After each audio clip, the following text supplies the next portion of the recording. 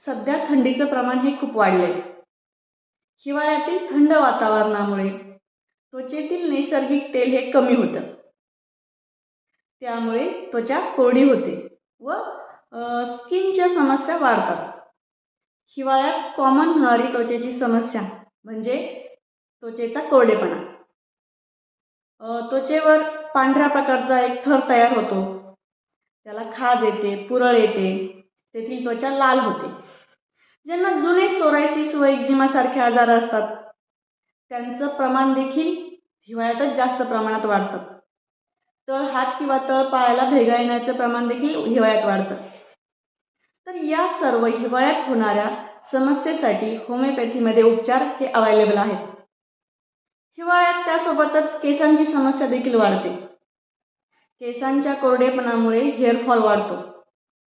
आपली स्काल्पची त्वचा कोरडी पडल्यामुळे तेथील डॅन्ड्रफचे प्रमाण देखील वाढते. तर यासाठी होमिओपॅथीमध्ये केस गळतीसाठी तेल उपलब्ध आहे व चिवट डॅन्ड्रफसाठी देखील होमिओपॅथीमध्ये anti dandruff hair oil available आहे. तर आपण हिवाळ्यामध्ये काय काळजी घेतली पाहिजे?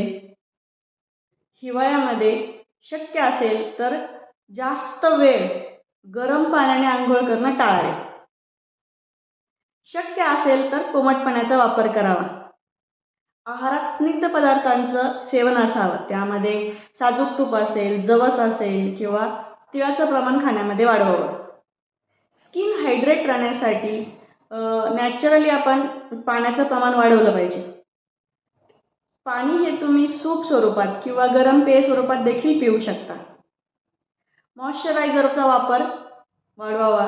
त्यामध्ये तुम्ही खोबऱ्याचं तेल किंवा पेट्रोलियम जेलचा देखील वापर करू शकता आणि उबदार कपडे घालावेत.